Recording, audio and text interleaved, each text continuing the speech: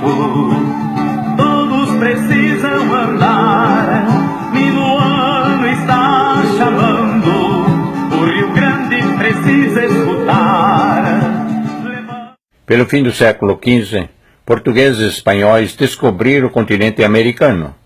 Para evitar conflitos e guerras pela terra descoberta, em 1494, Portugal e Espanha assinam o Tratado de Tordesilhas.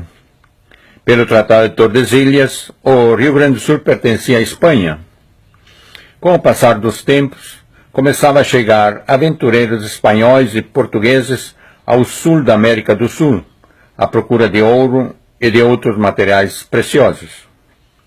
Por volta de 1626, o padre jesuíta Roques Gonçalves de Santa Cruz cruza o rio Uruguai e funda o primeiro povo no Rio Grande do Sul, o São Nicolau. Em seguida, os jesuítas começam a se espalhar pelo Rio Grande do Sul, principalmente às margens dos rios, fundando reduções ou povos. Em 1634, o padre jesuíta Cristóvão de Mendonça introduziu o gado nas reduções ou povos. Em 1641, os jesuítas ou missionários já tinham 18 reduções espalhadas pelo Rio Grande do Sul. Nesse mesmo ano chegaram os bandeirantes e expulsaram os jesuítas do Rio Grande do Sul. Para se proteger, eles fugiram para outro lado do rio Uruguai. Com isso, grande parte do gado se espalhou pela região e se tornaram gados selvagens. Desde a chegada dos portugueses e espanhóis ao sul do Brasil, Uruguai e Argentina, eles passaram a ter relação sexual com as índias nativas da região. Com o passar dos tempos, desse relacionamento entre o homem europeu com a Índia nativa, começava a nascer filhos. De início eram muito poucos, mas lentamente foi aumentando. As filhas mulheres desse relacionamento conseguiam se adaptar ao convívio das tribos. Os filhos homens não conseguiam. Começavam a criar problemas nas tribos. Esses meninos, depois que cresciam, eram expulsos das tribos. Passavam a viver na mata e nos campos do Rio Grande do Sul. Com a quebra do Tratado de Tordesilhas pelos portugueses, esses começaram a deslocar a fronteira do Brasil mais para o oeste, aumentando o território brasileiro. O Rio Grande do Sul passou a pertencer a Portugal. Esses índios com sangue europeu, abandonados nas matas e campos do Rio Grande do Sul, ia aumentando lentamente. A maioria deles morria antes de chegar aos 30 anos de idade, por ser mal alimentado e por falta de agasalho para se proteger dos invernos frios e chuvosos que castigava todos os anos a região. Esses homens, sem direito à família, à terra e à sociedade, eram chamados de órfãos, porque não tinha pai e nem mãe. Eram homens solitários, agressivos, andavam de pé descalço, pouca roupa e sem moradia fixa. Aos poucos foram aprendendo a sobreviver. O seu único amigo era o cavalo. Com o passar dos tempos, aquele gado que ficou abandonado quando os jesuítas foram expulsos do Rio Grande do Sul, foram se multiplicando. Já era cerca de 8 a 10 milhões de cabeças de gado. Com o aumento do consumo do couro na Europa, surgiu a necessidade de trazer couro de fora. Os portugueses sabiam da existência do gado nessa área. Colocaram postos de compra de couro em vários lugares no Rio Grande do Sul. Esses homens órfãos passaram a caçar esse gado selvagem nas vacarias, só para tirar o couro e entregar aos postos em troca de material que eles necessitavam, como roupa, facas e material para o cavalo. Aos poucos, esses homens que eram chamados de órfãos passaram a ser chamados de guascas, significava tira de couro cru. Depois passaram a ser chamados de gaudérios, significava índio vago. Continuavam andarengos e solitários.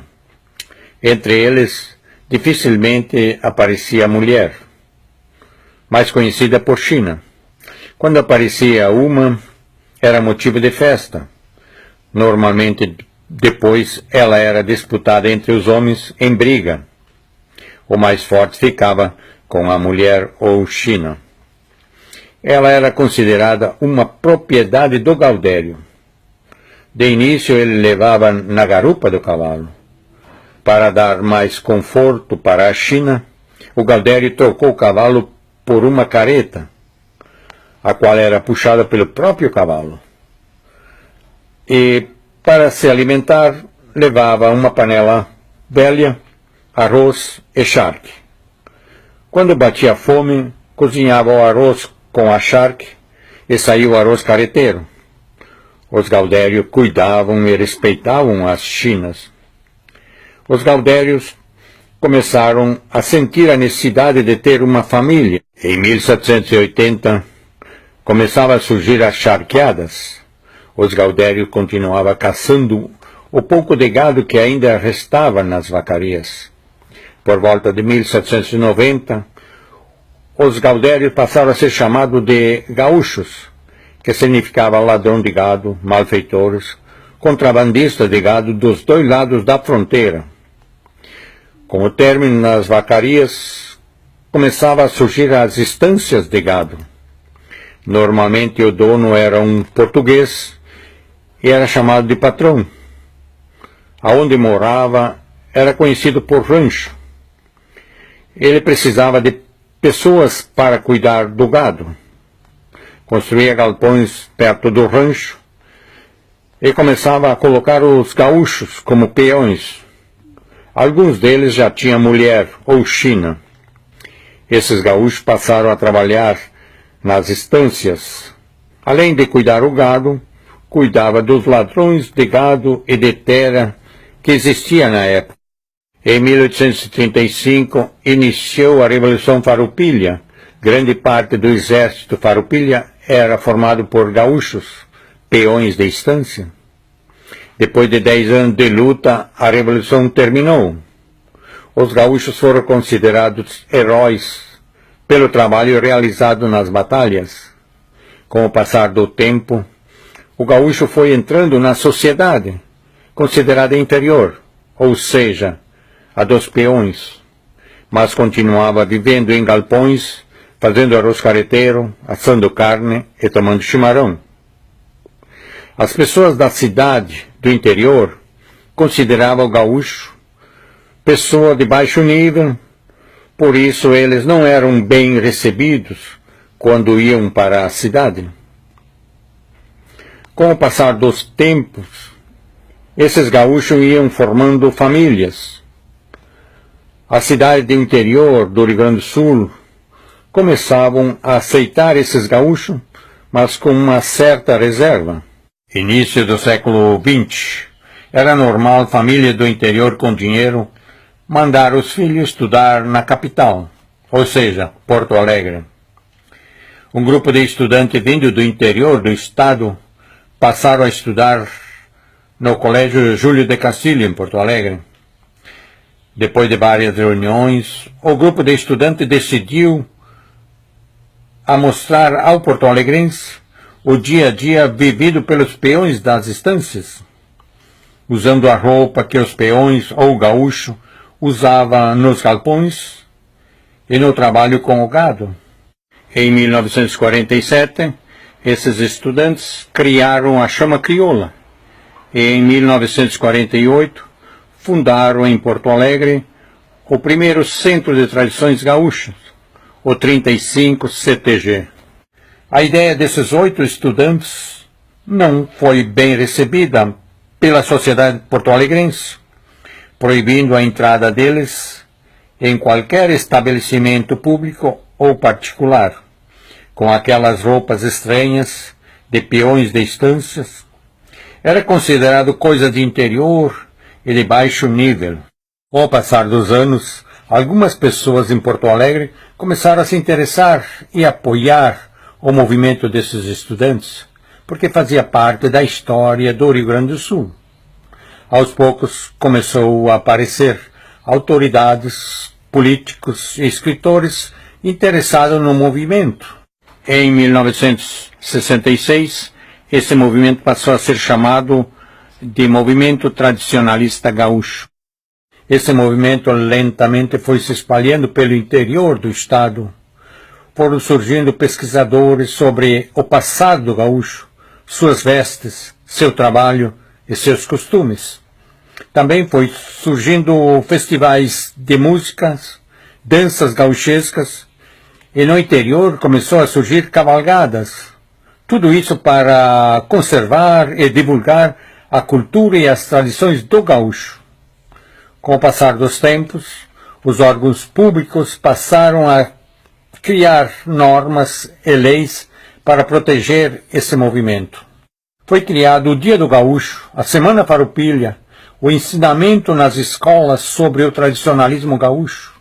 A pilcha gaúcha passou a ser traje oficial, podendo ser usada em qualquer evento público ou particular.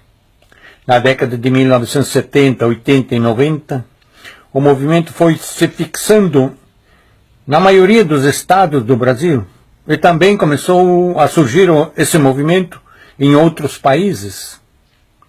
O movimento tradicionalista gaúcho já pode ser considerado um patrimônio brasileiro, porque é um movimento cultural que tem a cultura, os costumes, as tradições e as vestes próprias. Num futuro próximo, a cultura e as tradições gaúchas irão fazer parte do patrimônio cultural da humanidade. O gaúcho é o fruto de um deslize da natureza. Surgiu sem direito à família, à terra e isolado da sociedade. Pela constante luta para poder sobreviver, sempre conservando suas origens e raízes. Isso ajudou o gaúcho a fortalecer os valores da família, do trabalho e da sociedade. Filho de europeus com índias nativas, surgiu o gaúcho primitivo. Mais tarde era gaúcho quem nascia no Rio Grande do Sul. Hoje é gaúcho os que nascem no Rio Grande do Sul e os amantes da cultura e das tradições gaúchas, não importa aonde nascem. Como diz essa música. Pra ser gaúcho não importa onde eu nasci, aonde vivo, em que lugar eu cresci. É só honrar o costume, a tradição, pois ser gaúcho tá dentro do coração. Eu sou gaúcho, não importa de onde venho, uso bombacha em qualquer lugar que ande, no Paraná, lá por Santa Catarina, no Mato Grosso ou nos pagos do Rio Grande. Levo comigo, companheiro, chimarrão, que aquece a alma quando alguém sente saudade. Quem é gaúcho não esquece da querência, pouco importa se é no campo ou na cidade. Pra ser gaúcho não importa onde eu nasci, aonde vivo, em que lugar eu cresci.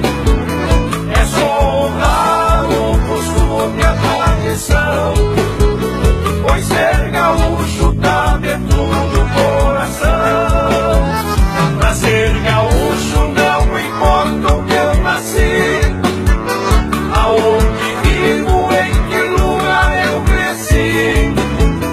É só honrar o costume, a tradição, pois ser gaúcho tá dentro do coração. Meu nome é Jatir Cosme de Lázari, sou o gaúcho do Alto Taquari, na Serra Gaúcha. Esse trabalho foi realizado para que as pessoas possam entender melhor o difícil caminho que o gaúcho percorreu para chegar até nossos dias, sempre conservando seus princípios e suas raízes. Onde existe uma querência nesse mundo, tem um gaúcho desbravando esse lugar, mostrando a todos um pouco da nossa história. Povo de glória que nasceu para lutar.